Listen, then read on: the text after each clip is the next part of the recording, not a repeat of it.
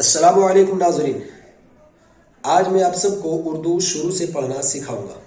बहुत सारे बच्चों के और बड़ों के कहने पर ये हुआ कि आप यूट्यूब शुरू कीजिए, यूट्यूब पे उर्दू पढ़ाना, क्योंकि बहुत सारे लोग हैं जो शर्म से उर्दू पढ़ने नहीं आते हैं और बड़े हो चुके हैं और उनको उर्दू पढ़ना नहीं आता है।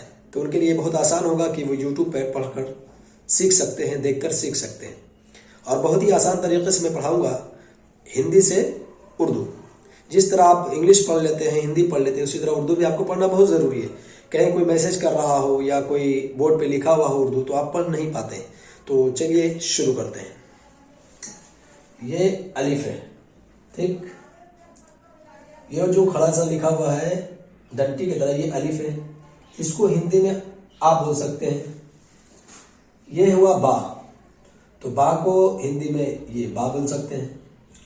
पा है तो हिंदी में इसे पा बोल सकते हैं। ता है, जिस तरह हिंदी में ता बोलते हैं इसी तरह ता है। टा है तो हिंदी में जिस तरह टा है उस तरह ये टा है। ये सा है तो हिंदी में जिस तरह सा है इस तरह ये सा है। ये जीम है, हिंदी में से जा बोल सकते हैं। ये चे है, इसको हिंदी में चा बोल सकते हैं। ये है, इसको हिंदी में है बोल सकते हैं। ये खे है, इसको हिंदी में खा बोल सकते हैं।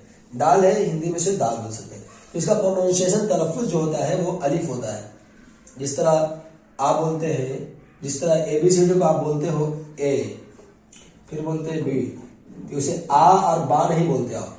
इस तरह इसके भी तलफ़ुज़ है, तो इसको अलिफ बोल सकते हैं, अलिफ। बे अरबी में पढ़ेंगे तो इसे बा बोलेंगे, तो उर्दू में पढ़ते हैं तो इसे बे बोलेंगे, ठीक है। तो चलिए शुरू करते हैं फिर से। बा है तो इसे बे बोलेंगे। पे, ते, टे, से, जीम, चे, है, खे, दाल, ठीक है। अब आगे दाल, जिसे हिंदी में दाल पढ़ सकते हैं, उसको तलफ़ुज़ है उसका दाल, दाल, ठीक है। ये जाल है, जाल पढ़ सकते इस तरह। रा तो उसे रे पढ़ेंगे। रे, रे पढ़ेंगे। जा है तो उसे जे पढ़ेंगे। ये इसी तरह जे है, इसका इस्तेमाल बहुत कम होता है, तो इसे भी जे पढ़ेंगे। इसका तलफ़ुज़ सीन है, जिसे हिंदी में इस तरह लिख सकते हैं, सा, सीन। ये शीन है, हिंदी में से शाल, शीन।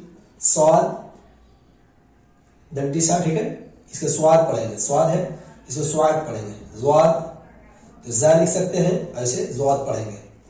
ये त्वा है तो हिंदी में से ता पढ़ेंगे और उर्दू में से तो बोलेंगे। ये जो है, इसे हिंदी में जा लिख सकते हैं, और ये है जो। आइन, इसे हिंदी में आ लिख सकते हैं, आइन पढ़ेंगे। गैन है तो इसे हिंदी में गैन पढ़ेंगे, हिंदी में गा बोलेंगे और उर्दू में से गैन पढ़ेंगे। फा है तो इसका तलफ़ुज़ फा होगा, और इसे पढ़ सकते हैं फे। कॉफ है तो इसे हलक से पढ़ते हैं कॉफ, और उससे छोटा सा छोटी काफ है ये कैफ। गाफ लिख सकते हैं, गा पढ़ते हैं गाफ। लाम, ला की तरह लाम। मीम, मा लिखेंगे और ये मीम, ठीक। नून तो नून पढ़ेंगे। वाव, वा लिख सकते हैं, वाव। हा, ये हा हुआ, इसे है पढ़ सकते हैं। ये दुचश्मी है, इसका इस्तेमाल आपको बाद में बताएंगे। हा, इसे है पढ़ सकते हैं। हमजा, इसे आ पढ़ सकते हैं, हमजा। या, ये। अब चलिए इसे समझते हैं कि इसे इस्तेमाल कैसे करेंगे, ठीक है। तो आ बा लिखा हुआ है, तो कभी ए भी पढ़ सकते हैं, ओ भी पढ़ सकते हैं, ठीक है। तो देखिए बताते हैं आपको। ये होता है जबर, और नीचे जेर, और ये पेश, और ये जज़्म। जब ये किसी हर्फ पे जबर लगेगा तो उसे दूसरा माना देता है, हरकत का माना दे देता है। जैसे बा जबर बा, डाल जबर डा, ठीक है। और जेर लगेगा तो इसे कर देगा बा जेर बे, या बा जेर बी, डाल जेर डे, या डाल जेर डी, ठीक है। इसी तरह ऊपर में जबर होता है, नीचे में जेर होता है, पेश। तो पेश जब बा पे लगेगा तो हो जाएगा बा पेश बू या बो, पा पेश पो या पा पेश पो। जज्म कब लगेगा?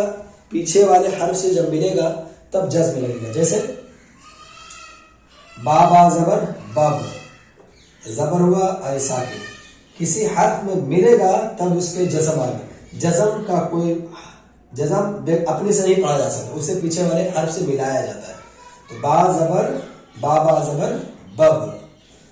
तो ये हर्फ हमने सिखा दिया। जिस तरह आप ABCD को याद कर लेते हैं, इसी तरह अलिफ बा पा को भी याद आपको करना पड़ेगा, तभी आपको उर्दू समझ में आएगी आगे।